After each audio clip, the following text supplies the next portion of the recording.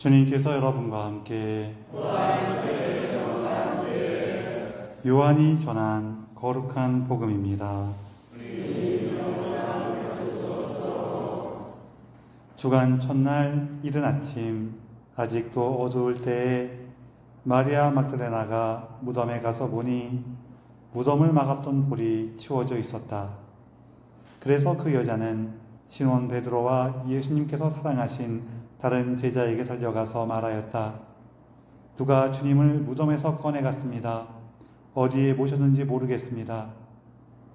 마리아는 무덤 밖에서 서서 울고 있었다. 그렇게 울면서 무덤 쪽으로 몸을 굽혀 들여다보니 하얀 옷을 입은 두 천사가 앉아 있었다. 한 천사는 예수님의 시신이 놓였던 자리 머리맡에, 다른 천사는 발치에 있었다. 그들이 마리아에게 여인아 왜 우느냐 하고 묻자 마리아가 그들에게 대답하였다. 누가 저희 주님을 꺼내갔습니다. 어디에 모셨는지 모르겠습니다.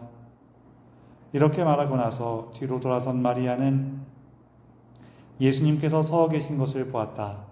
그러나 예수님이신 줄은 몰랐다. 예수님께서 마리아에게 여인아 왜 우느냐 누구를 찾느냐 하고 물으셨다. 마리아는 그분을 정원지기로 생각하고 선생님께서 그분을 옮겨가셨으면 어디에 모셨는지 저에게 말씀해 주십시오. 제가 모셔가겠습니다 하고 말하였다. 예수님께서 마리아야 하고 부르셨다. 마리아는 돌아서서 히브리 말로 라푸니 하고 불렀다. 이는 스승님이라는 뜻이다. 예수님께서 마리아에게 말씀하셨다. 내가 아직 아버지께 올라가지 않았으니 나를 더 이상 붙들지 마라. 내 형제들에게 가서 나는 내 아버지이시며 너희 아버지이신 분, 내 하느님이시며 너희 하느님이신 분께 올라간다 하고 전하여라. 마리아 막달레나는 제자들에게 가서 제가 주님을 배웠습니다 하면서 예수님께서 자기가 하신 이 말씀을 전하였다. 주님의 말씀입니다.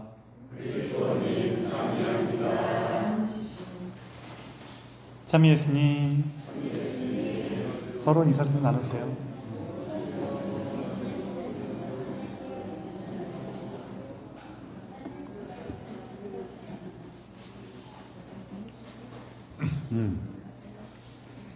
성경에 나오는 사람들 중에서 가장 욕심이 많은 사람이 누굴까요? 넌센스 퀴즈. 아니, 오늘이 축일이잖아요. 마리아 막달레나예요. 왜냐하면은 왜 마리아 막달레나가 가장 욕심이 많냐면은요, 막달란 마리아 그래갖고 막 달란 마리아. 이 관계된 거는 주일에 이제 우리가 주님께 청할 때 그것도 조금 더 얘기할게요. 근데 마리아 막달레나는 욕심이 많아요, 적어요? 욕심이 엄청 많죠. 왜요? 막달라 그래서 그것도 맞는 말이지만 뭐냐면은 마리아 막달레나는 예수님을 욕심내고 있죠. 거룩한 욕심이라고 우리가 표현하기로 하는데, 이 거룩한 욕심이라고 그러니까 말이 조금 이렇게 우리가 보통 욕심은 부정적인 의미로 쓰니까 안 맞는 것 같긴 하지만, 그러니까 거룩한 열망 뭐 이런 식으로 표현을 해요. 그래서 마리아 막달레나는 예수님을 찾고 있어요. 우리 구원의 주님, 영원한 생명의 주인을 찾고 있으니 그 욕심이 커요, 작아요? 크잖아요.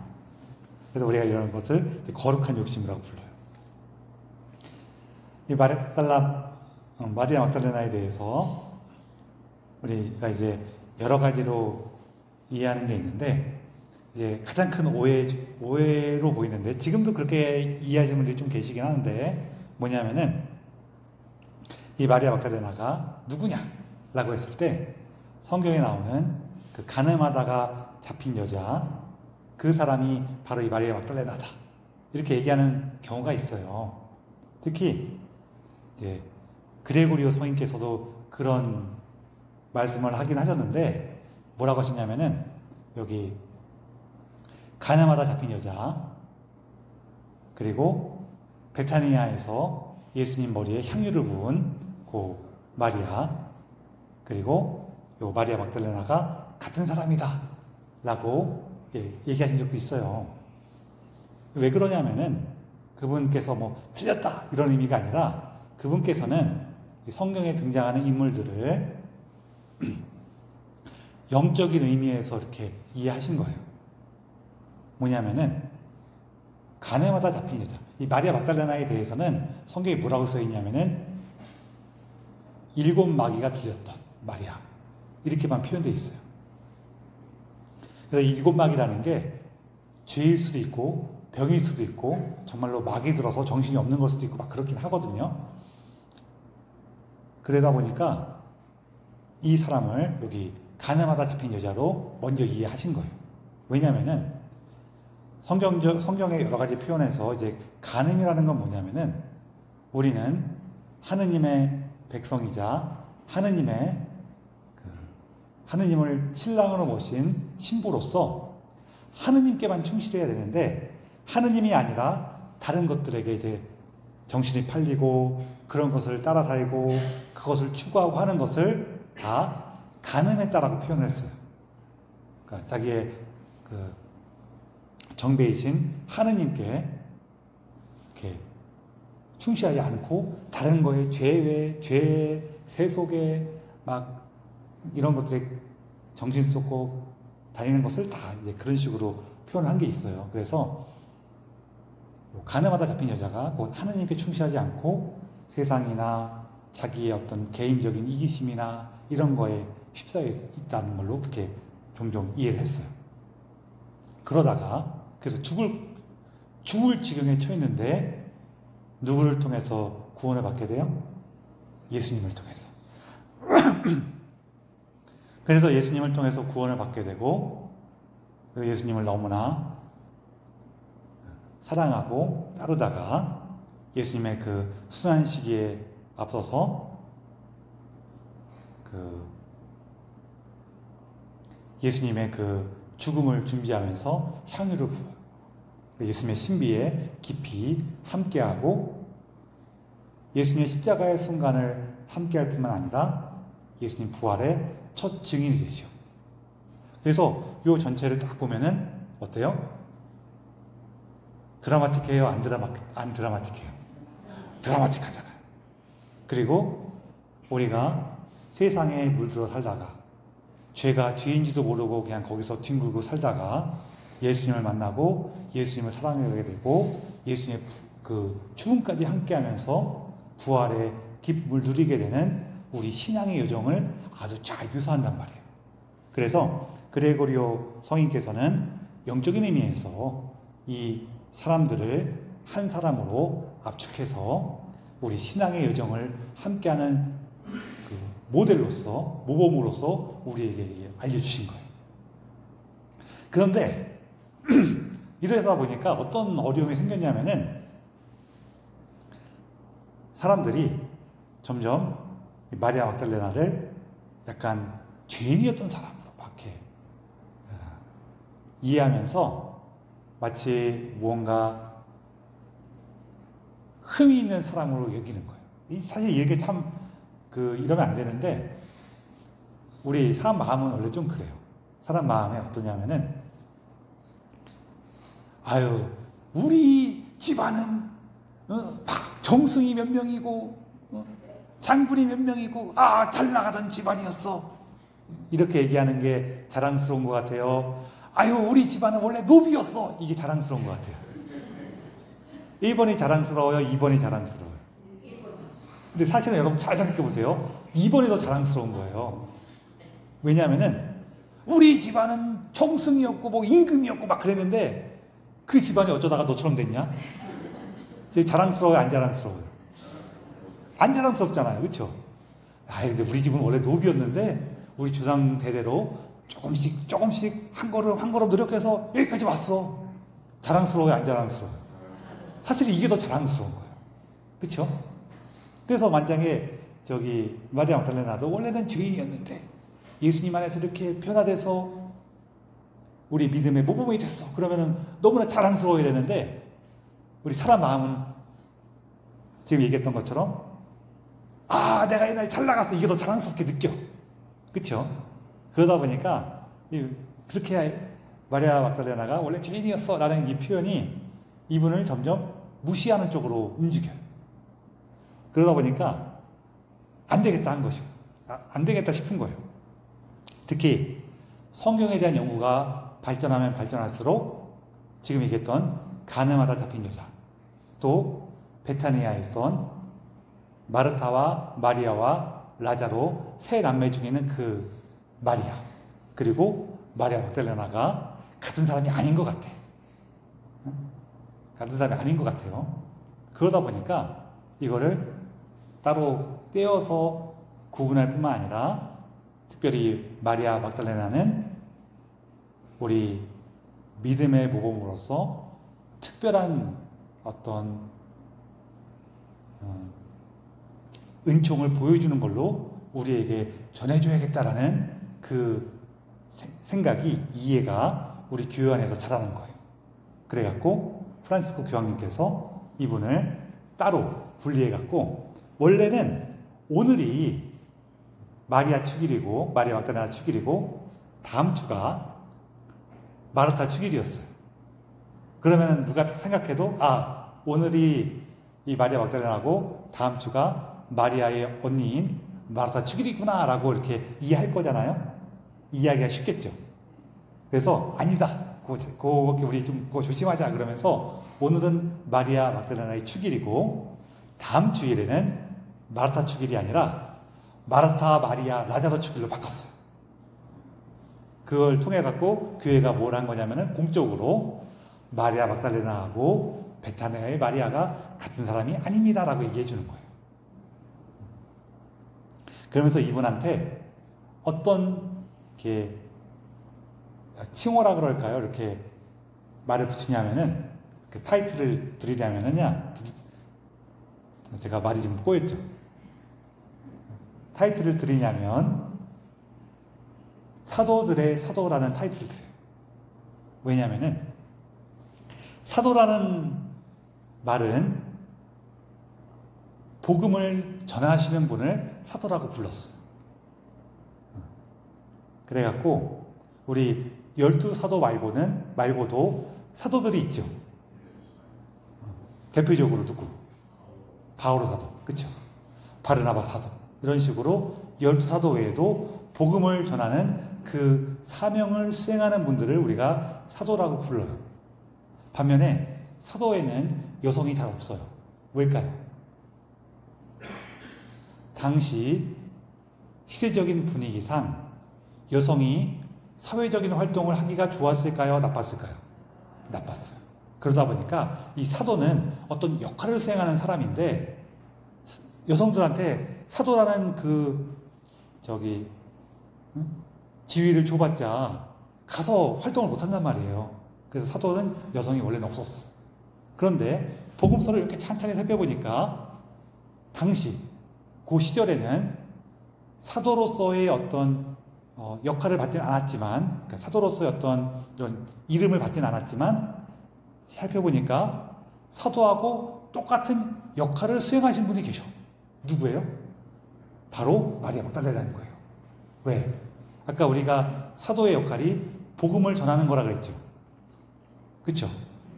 그럼 그 복음은 뭐예요? 기쁜 소식인데 예수님께서 부활하셨습니다. 이게 기쁜 소식이잖아요. 예수님의 부활이라는 것은 곧 예수님의 사랑이, 우리를 향한 예수님의 사랑이 완성되었습니다. 그래서 우리 또한 예수님처럼 부활할 수 있게 되었습니다. 이게 복음이란 말이에요. 자, 예수님께서 부활하셨다는 그 소식을 사도들에게 전한 분이 누구예요? 마리아 막달레나예요.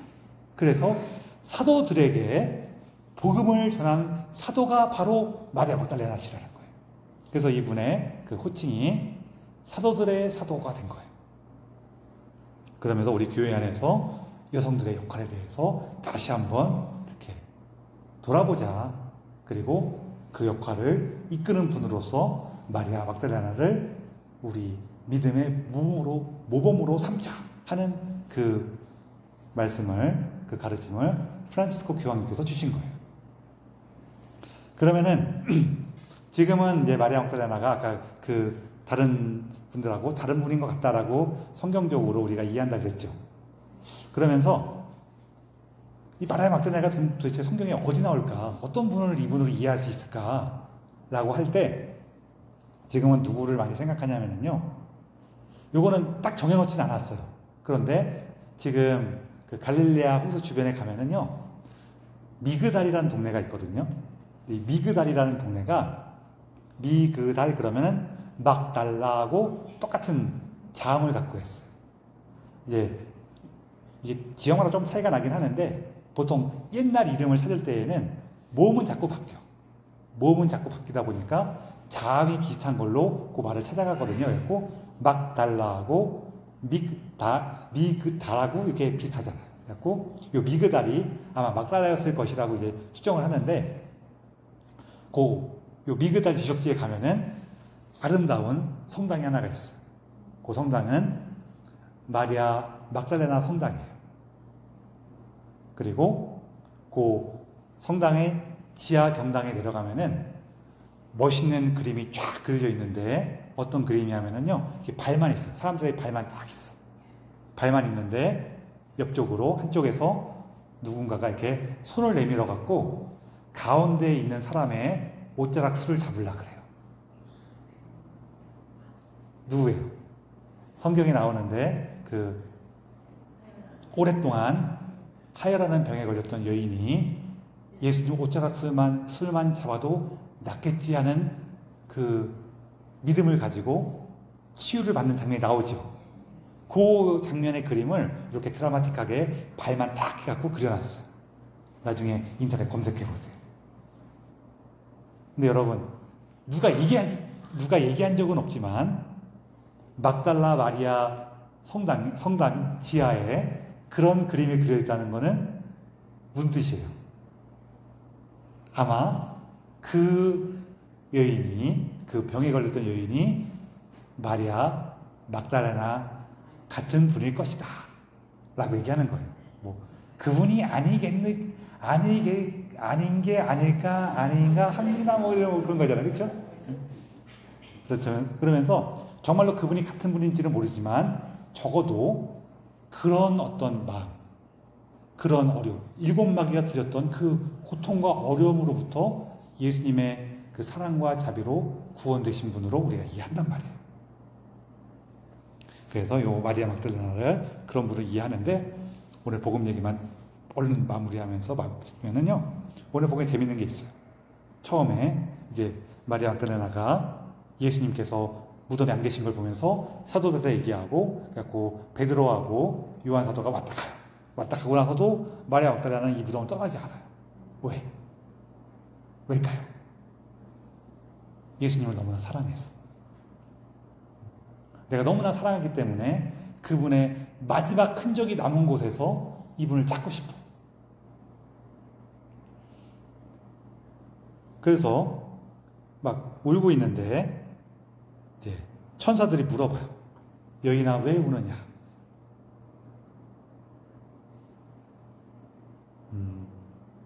여기에서 우리에게 중요한 게 있어요. 뭐냐면은 우리가 이제 살다 보면은 내 삶이 뭔가 공허해지고 두렵고 속상하고 화나고 슬프고 하는 이런 어떤 그 어려움의 순간을 느낄 수가 있거든요. 그 순간 우리는 사실은 예수님과 함께하지 못하는 거죠. 마치 내 삶에서 그 생명이 빠져나간 것처럼 예수님께서 날 떠나신 것처럼 느껴져요. 그런 거예요. 사실은 내가 저 사람한테 화난 것도 사실은 예수님께서 나를 떠난 것처럼 느끼기 때문에 그분의 내가 사랑 안에 깊이 머물면은 그렇게까지 화가 안 나겠죠. 내가 예수님의 사랑 안에 깊이 머물고 있었다면은 그렇게까지 당황스럽거나 내 삶에 혼란에 빠지지 않겠죠. 그래서 우리는 그 예수님께서 내 삶에서 빠져나간 것 같은 그런 순간을 얻어맞는 거예요. 팍! 그래서 막 울고 있는데 울고 있는 게 중요해요. 어디서 울고 있냐면은 예수님께서 계실 것 같은 그곳에서 울고 있어요. 뭐 우리를 치면은 성당에 와갖고 막 울고 있어. 아니면은 집에서 이제 묵주를 잡고 막 울고 있어. 성경을 펴놓고 어느 날 눈물이 흘러요. 기도하면서 그냥 넋 놓고 멀뚱히 십자고상을 바라보게 돼요. 뭐 그런 순간들이에요. 그 순간에 이제 제일 먼저 듣는 말은 뭐냐면은 왜 그러고 있느냐 그거예요. 왜 그러고 있느냐.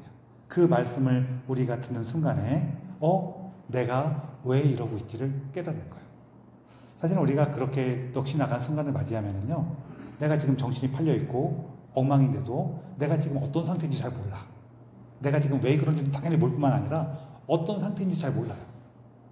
그런데 우리가 예수님과 함께 있으려고 할 때 그분이 있었던 그 자리에서 나도 계속 예수님을 찾고 있을 때 문득 느껴요. 왜 그러느니? 예수님 제가 왜 그러고 있죠? 예수님 제 마음에 이렇게 공허하죠? 저는 왜 저 삶이 이렇게 밉죠?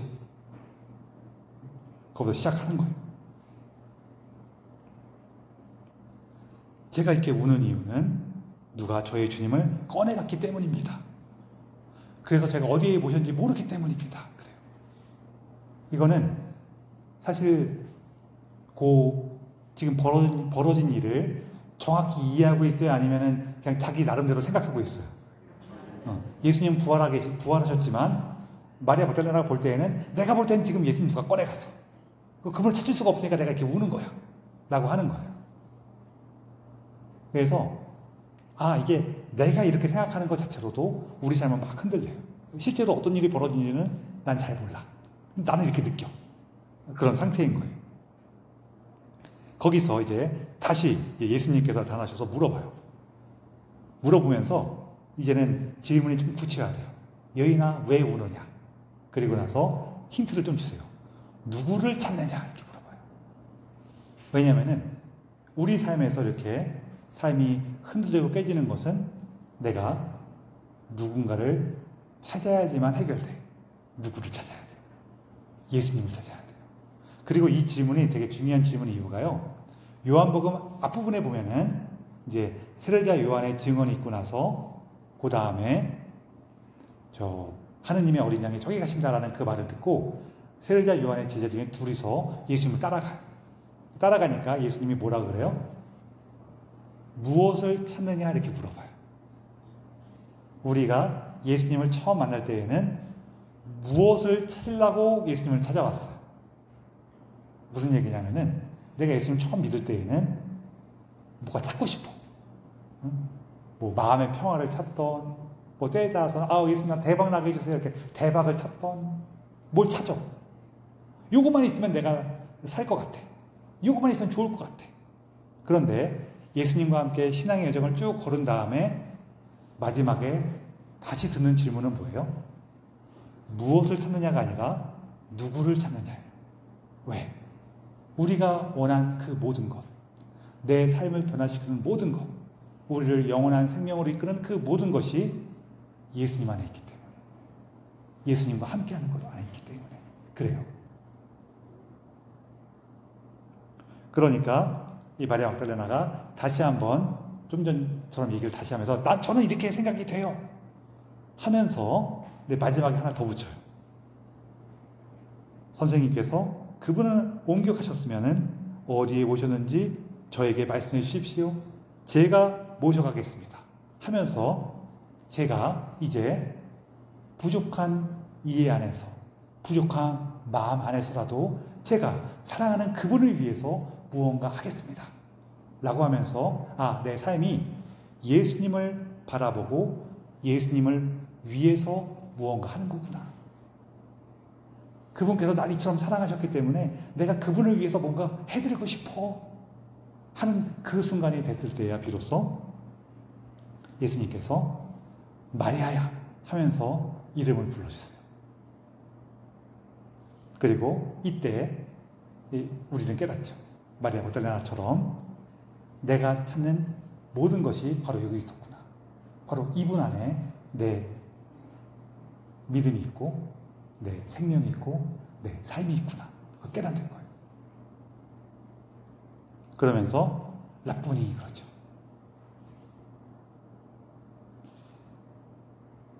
이게 중간에 처음에는 주님이라고 얘기했다가 그 다음에 저의 주님이라고 그랬다가 여기서 마지막에 라뿐이 그러면은 이제 스승님이라고 표현하고 있는데 조금 더 정확히 얘기하면은 나의 스승님 그래요. 나의 스승님. 나하고 나를 내 이름을 불러주시는 분이에요. 나를 사랑하시는 분이고 내가 사랑하는 분이에요. 그러면서 이제 이 기쁜 소식, 예수님을 만났다는 이 기쁜 소식을 전하게 됩니다. 그래서 이 오늘 복음 자체가 우리가 예수님을 만나면서 우리 삶에 어떠한 변화가 일어나는지, 우리가 예수님과 함께 어떻게 다시 한번 생명으로 나아가게 되는지 그런 거를 이렇게 보여주기도 해요. 아, 내가 내 삶이 뭔가 위기에 빠졌다가 그래서 내가 그냥 울고 있을 수밖에 없는 그런 슬픔과 아픔 안에 있다가 이것이 예수님께서 나와 함께 하지 않기 때문에 내가 예수님을 찾을 때 여기에서 다시 새로움을 나가는구나 하면서 그 예수님을 나아가는 그런 순간들을 묘사하기도 하거든요. 그래서 오늘 이 복음이 마리아 막달라를 통해서 우리가 예수님과 함께하는 그 순간들, 그리고 예수님께서 우리를 얼마나 사랑하시고 그 사랑 안에서 우리가 다시 한번 우리의 삶을 되찾는 그런 얘기이기도 해요. 그래서 여러분 오늘 우리 신앙의 모범이자 교회에서 기억하고 있는 아주 간직하고 있는 특별한 신앙의 모범이자 은총의 전부를 우리에게 보여주시는 마리아 막달라 성녀 축일을 보내면서요, 우리 또한 이 성녀를 통해서 예수님을 너무나 사랑하고 그분의 사랑 안에 머물 수 있는 은총의 전부를 청하면서 이 미사를 봉헌합시다.